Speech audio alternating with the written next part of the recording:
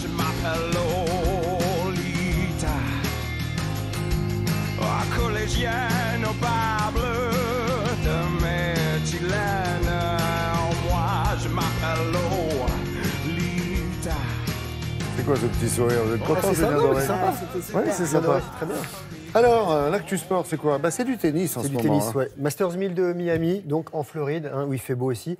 Et c'est le deuxième Masters 1000 de l'année. Et il y a Roger Federer qui est très en forme. Il s'est qualifié pour sa 7e demi-finale là-bas. Le Suisse est numéro 5 mondial, rappelons-le, vainqueur ici à 3 reprises. La dernière fois, c'était en 2017. Il se hisse dans le dernier carré sans difficulté, 1h27 pour écarter le Sud-Africain Kevin Anderson, 7e du classement. 6e victoire de Federer sur son adversaire en 7 confrontations. Le score 6-0, 6-4. L'ancien numéro 1 vise un 101e titre. Et avant cela, une deuxième finale de suite en Masters 1000. Il affrontera en demi-finale le Canadien Denis Shapovalov, 19 ans seulement, qui est venu à bout d'un autre représentant de la nouvelle génération, l'Américain Frances Tiafoe, 21 ans. Shapovalov, 23e, s'impose 6-7, 6-4, 6-2. Et chez les dames, l'Australienne Ashleigh Barty en finale, la 11e mondiale, a dominé l'Estonienne Kontaveit, 19e. Et le score, c'est 6-3, 6-3. Barty vise un 4e trophée et elle affrontera la Roumaine Simona Halep, qui pourrait devenir numéro 1 mondial, ou la Tchèque Pliskova. On va avoir une belle saison tennistique avec tous ces jeunes talents là, qui arrivent sur les cours. Avoir Federer à Roland Garros. Il sera toujours là.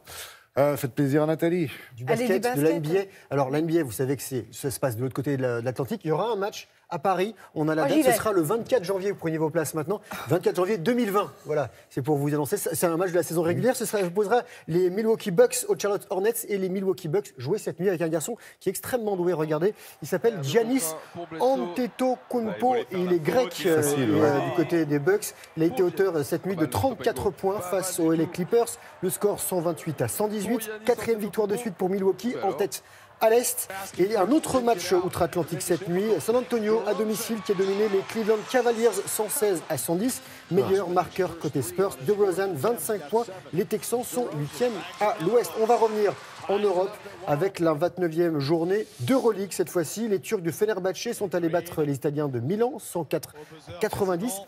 Fenerbahçe est leader devant le Real Madrid, vainqueur des Grecs du Panathinaikos 74 à 73.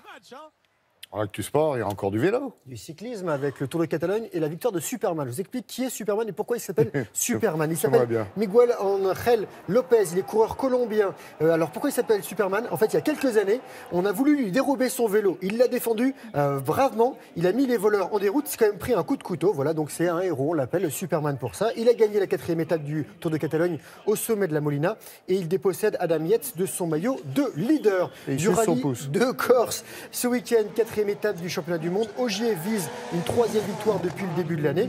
Il vise aussi la première place du classement qui est détenue par l'Estonien Tanak. Le Français champion du monde est 2e du shakedown à Bastia et il y aura la présence de Sébastien Loeb sur l'île de Beauté.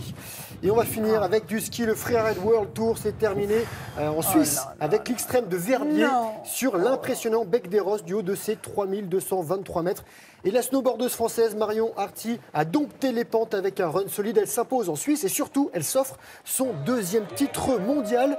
Et chez les hommes, Victor Delerue, autre Français, est arrivé 3e sur cette étape. Et lui, il s'offre aussi le titre mondial. C'était sa première année sur le Freeride World Tour. Et 2 autres Français qui ont impressionné, Vadek Gorak et Léo Slemet, qui eux montent sur les 2 premières matchs du podium en ski. Voilà, du beau monde sur le ski freeride français. Voilà. Oui, mais il est rare qu'il n'y ait pas de Français sur les podiums. C'est vrai qu'on a du haut niveau.